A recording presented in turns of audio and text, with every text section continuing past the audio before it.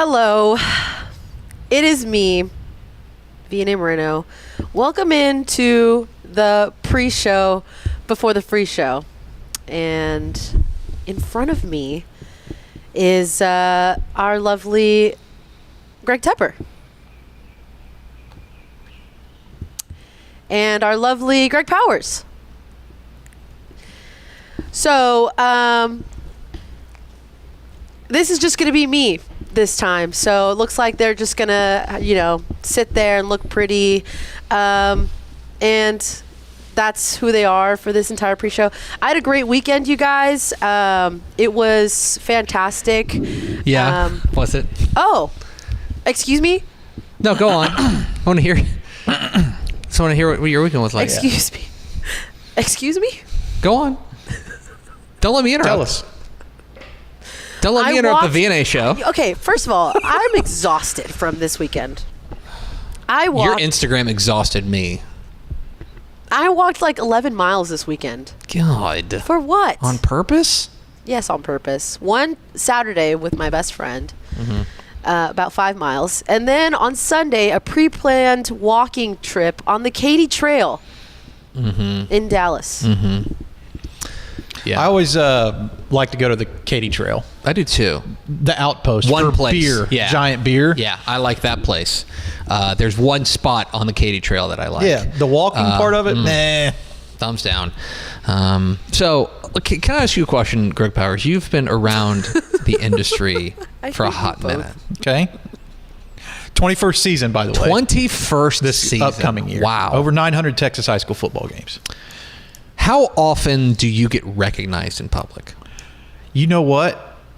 A little bit more now. I think it's the Mallory Hartley glow up on video that's come on social. But if I go out somewhere on the weekend, probably there's a 20% chance, I would guess.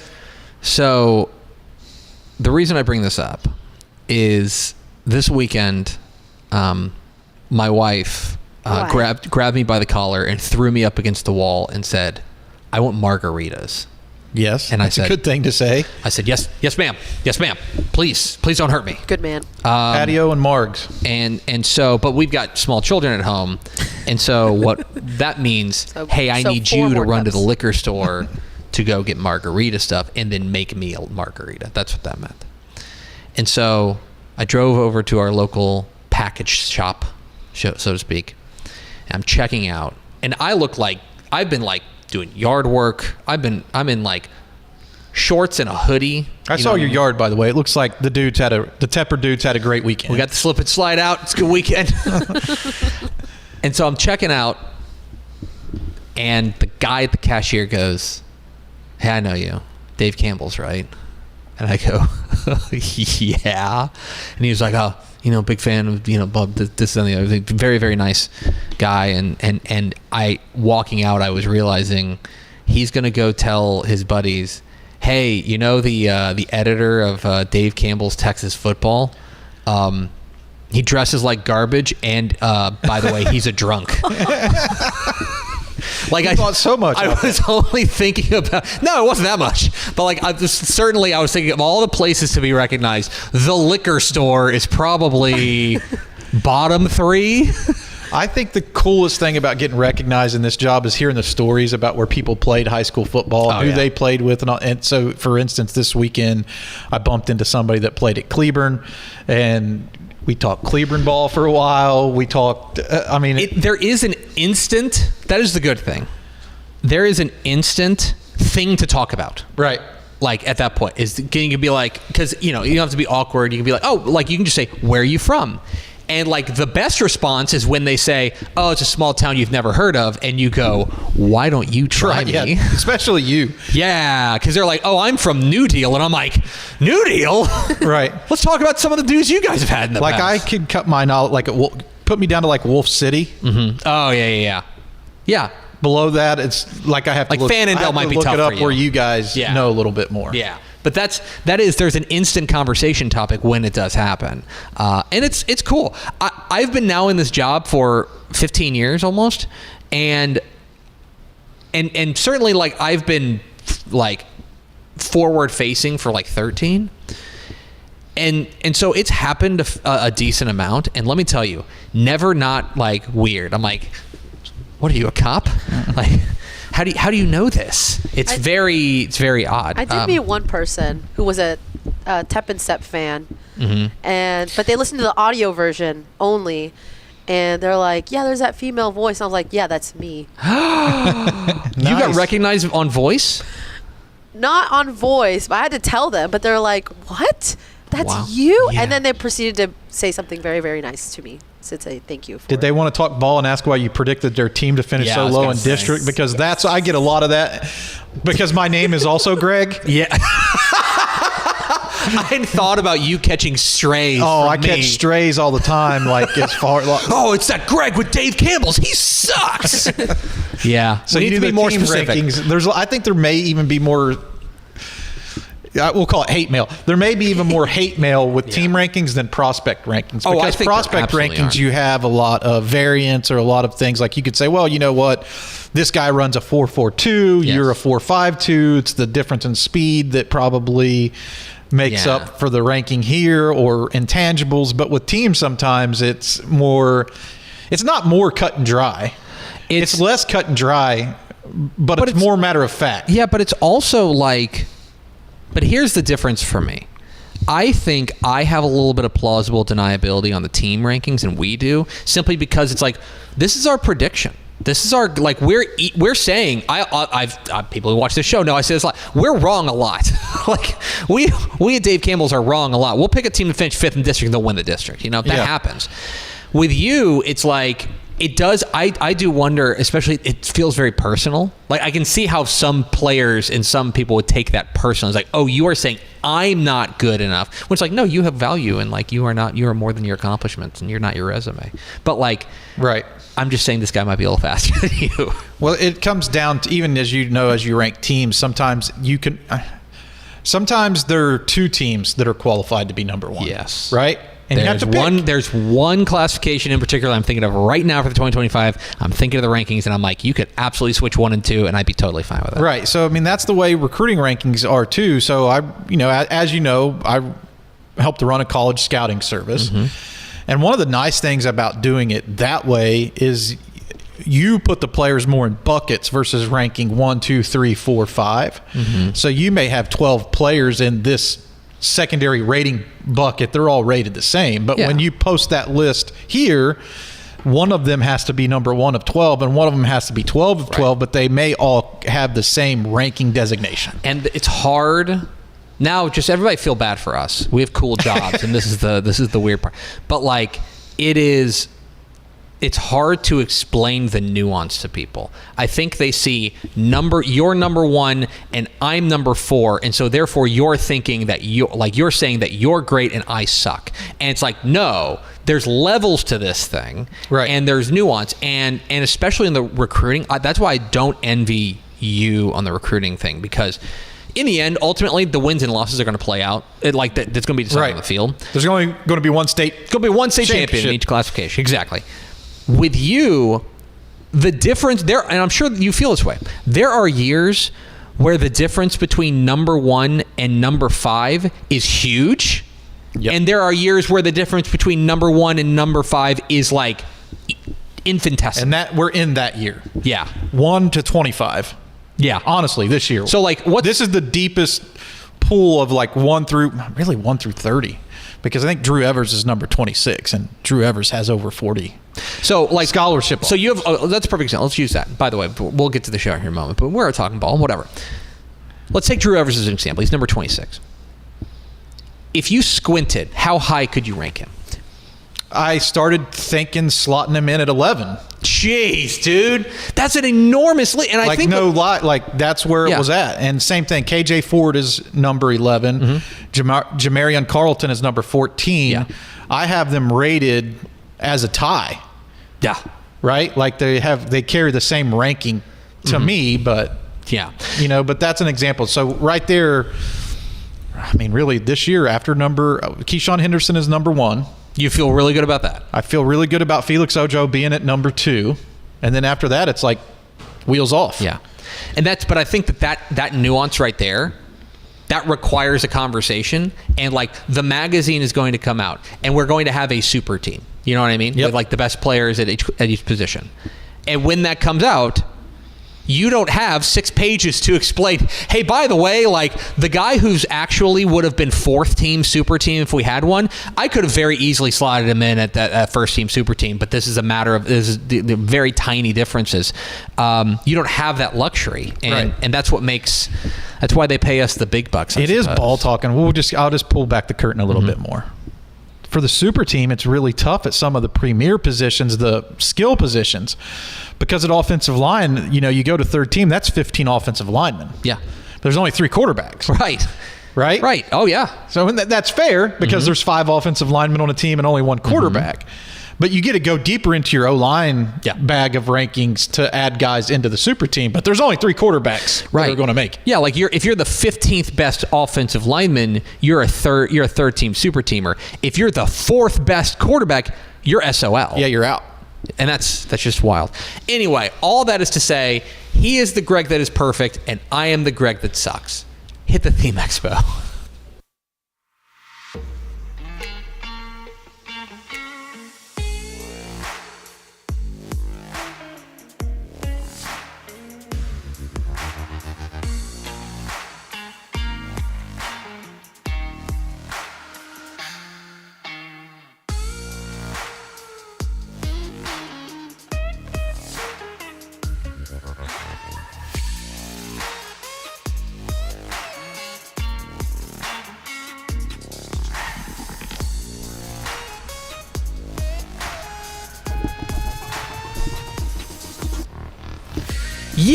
Yes, y'all. From the new Dave Campbell's Texas Football Mothership here in beautiful Lewisville, Texas, it is Texas Football Today, a ball-talking show.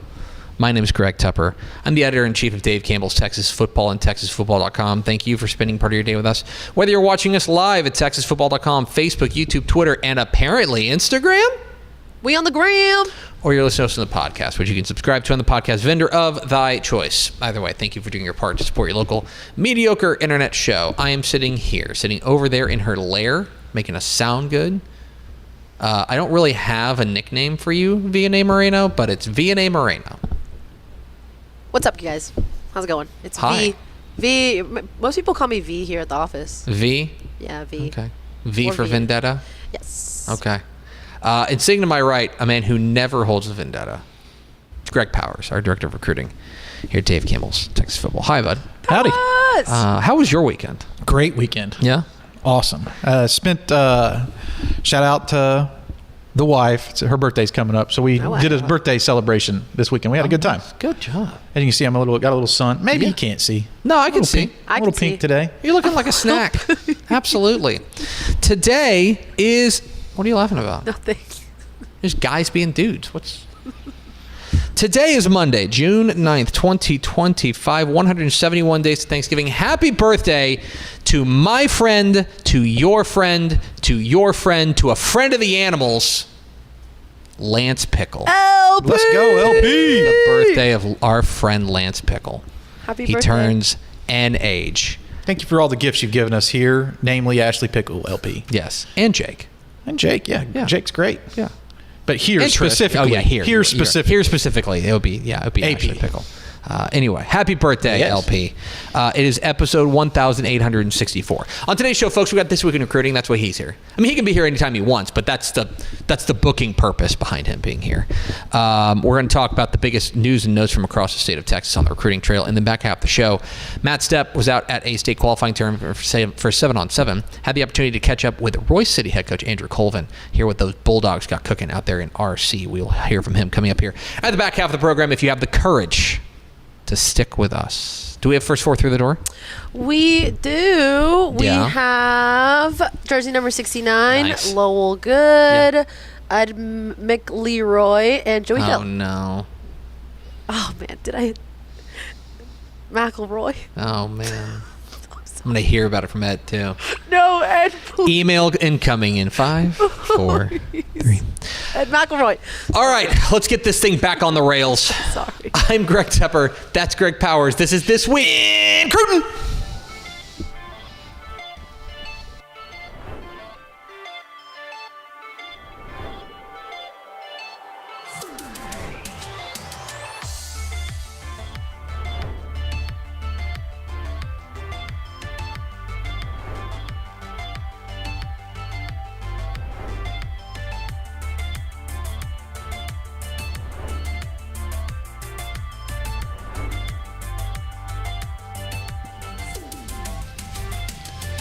It's This Week in Recruiting with Greg Powers, our Director of Recruiting here at Dave Campbell's Texas Football. Follow him on Twitter at GPowersScouts. He has fine work at texasfootball.com/recruiting. And, of course, this is brought to you by our delicious chicken friends at Chicken Express. Chicken Express.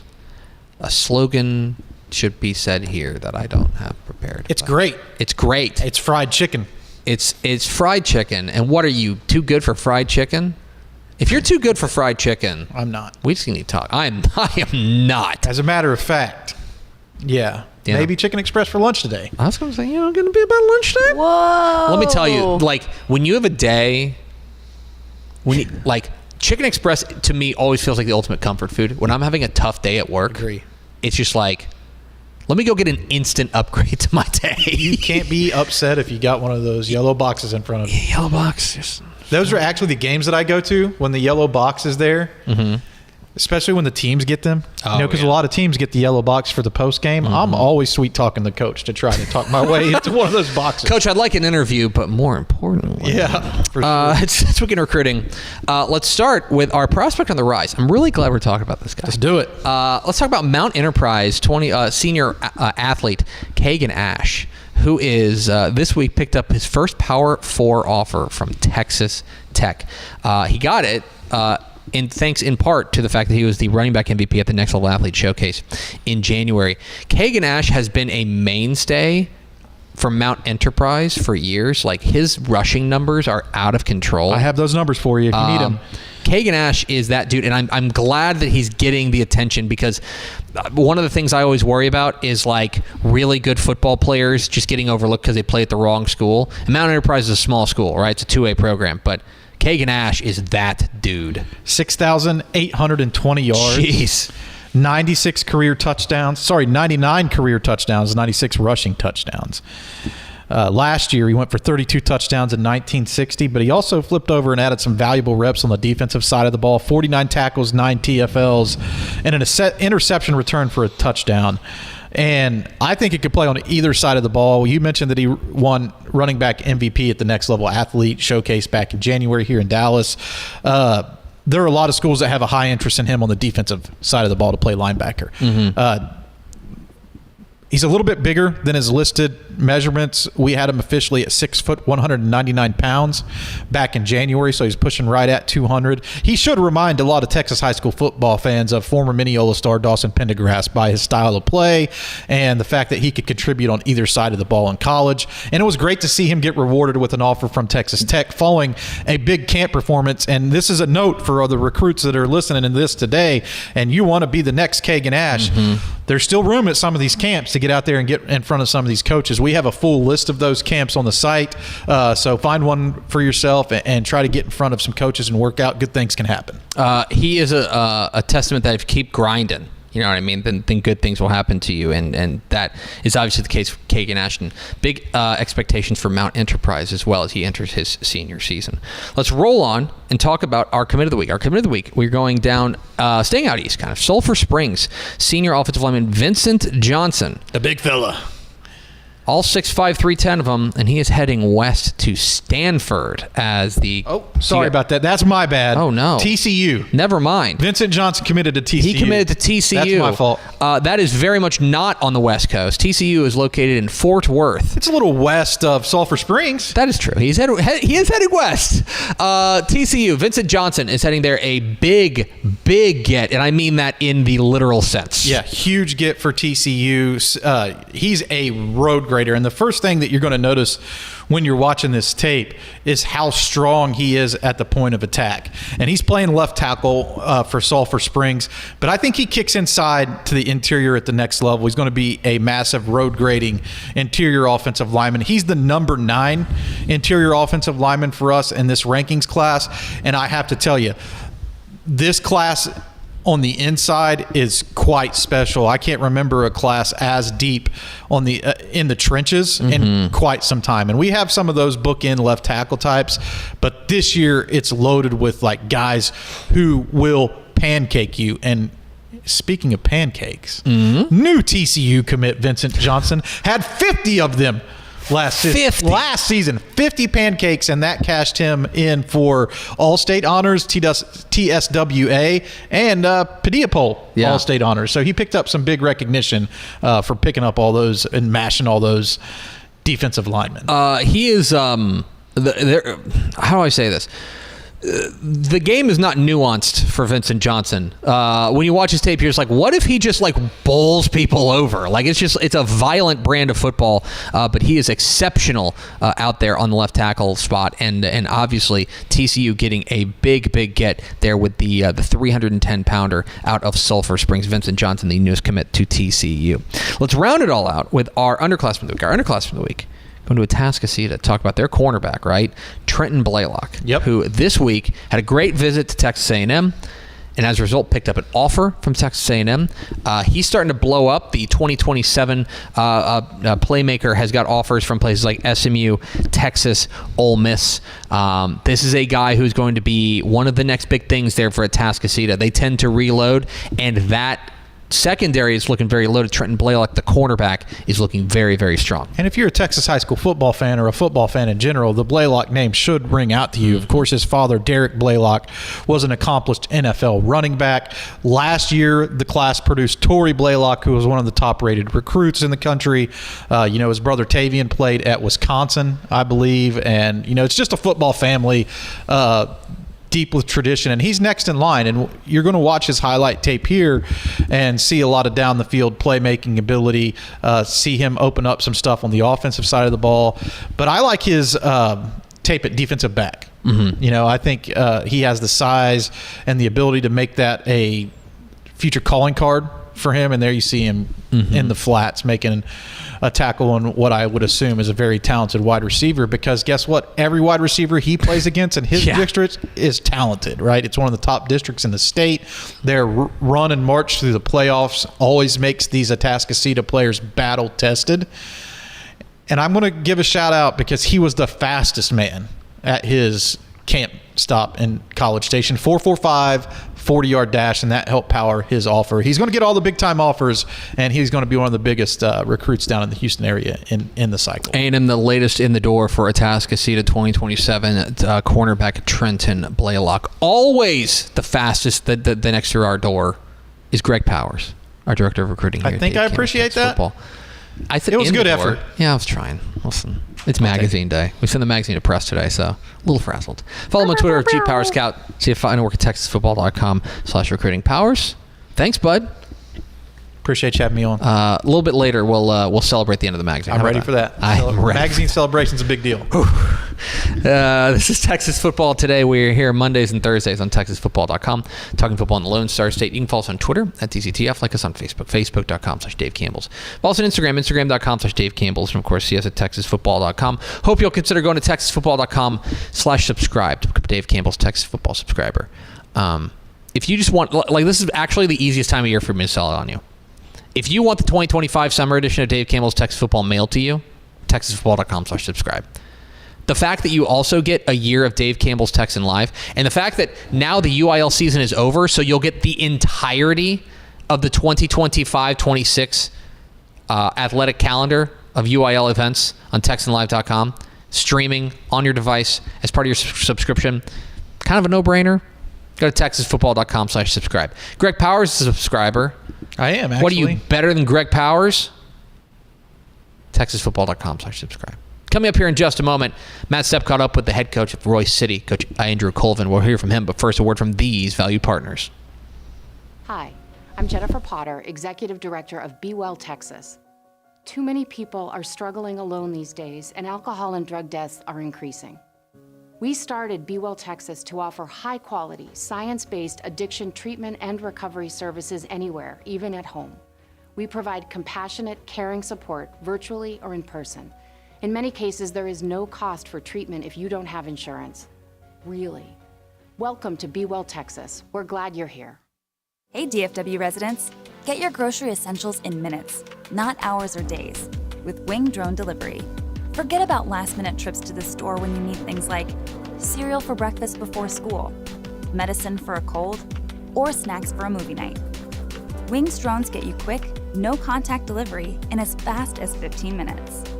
Say goodbye to last-minute grocery runs and say hello to more of your valuable time. Sign up today. Joined out here by Hayden Gunner at Denton High School. Man, it's a big day for you. You got your decision coming right now. After a lot of thinking, with the family talking, stressing out. Let's see exactly where Malik Hawkins is going to be heading. First off, I want to start by thanking God. Without him, I wouldn't be anything. I wouldn't be blessed with all these opportunities. Got 5 schools he's choosing between. We're about to find out who it's going to be. Got your teammates, coaches, family, friends surrounding you, so you couldn't have a bigger stage right here to announce it on. So without further ado, we're going to go to the man right here, Kobe Foreman. Who's it going to be? I will be attending. I'll be committed to the University of Oklahoma. University of Texas A&M. Stanford University. The University of Oklahoma.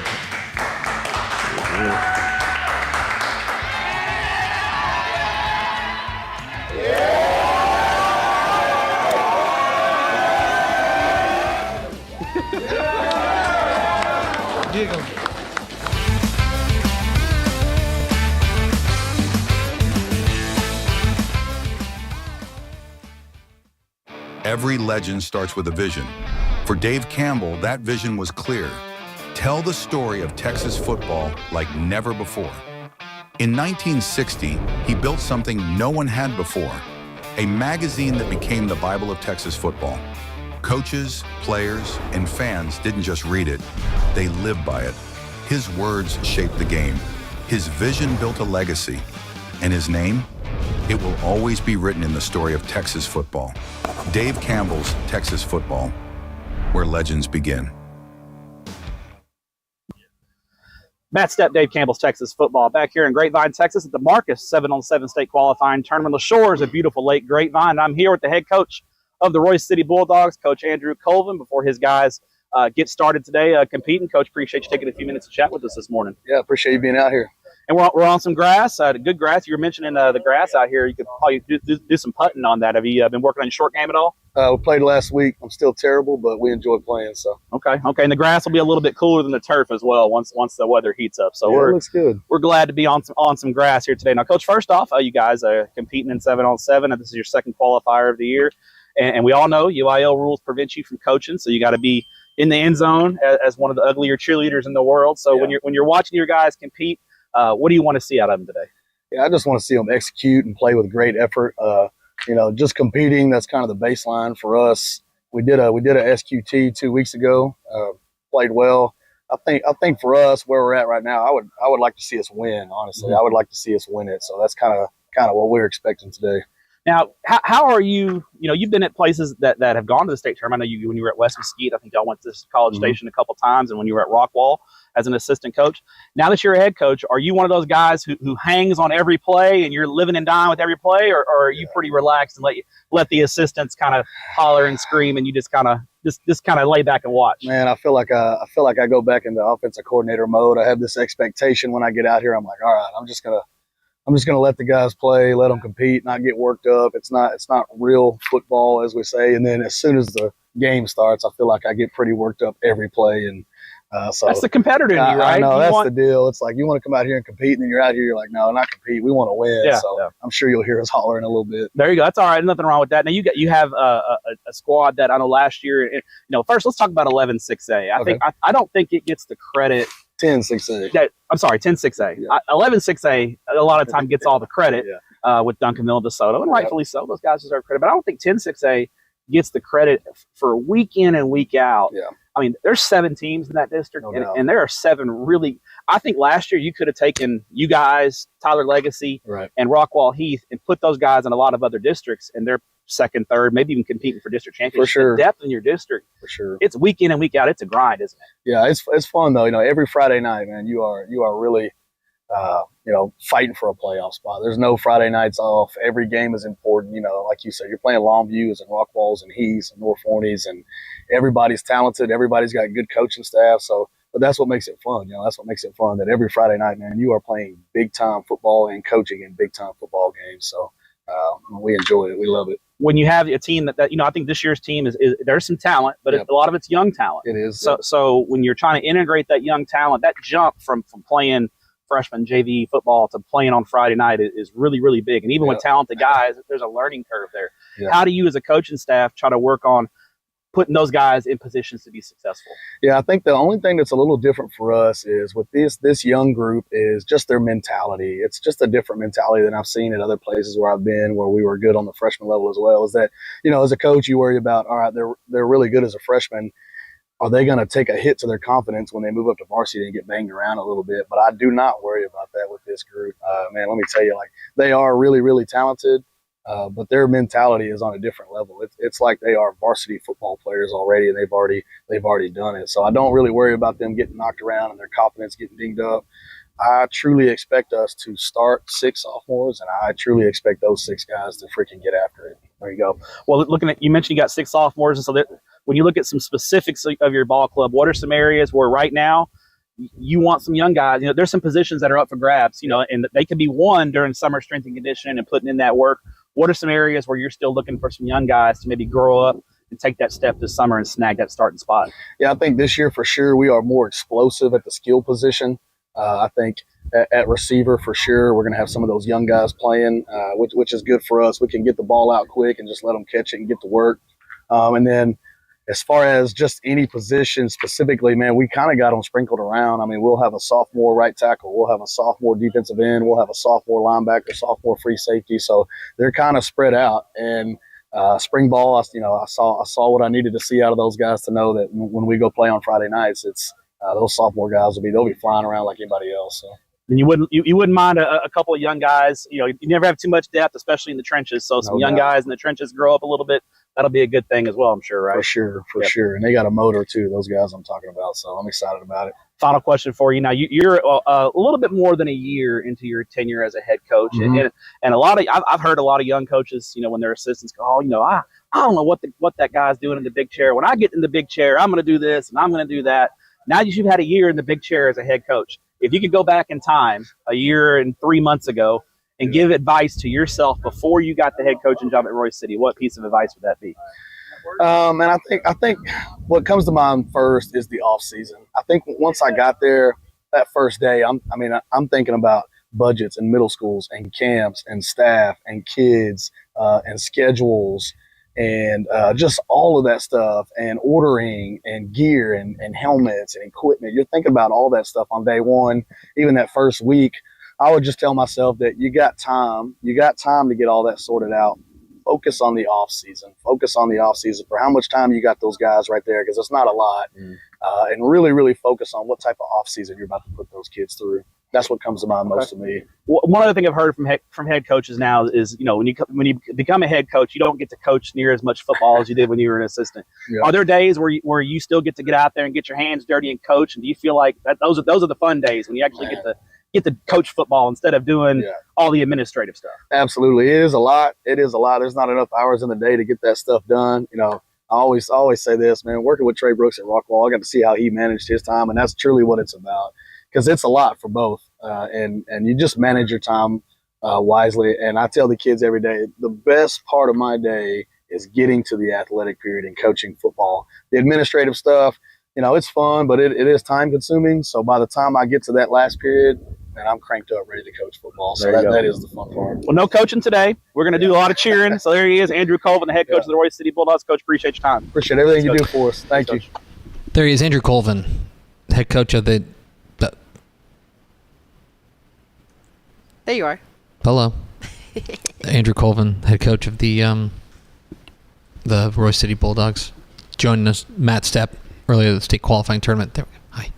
Hi. We appreciate his time. Excited to see what Royse City does in 2025 as we careen headlong towards football season. It's coming. So much so that let's pivot over to final thoughts with Vianney Moreno, and I think we have something to tell people about Thursday, right? We do.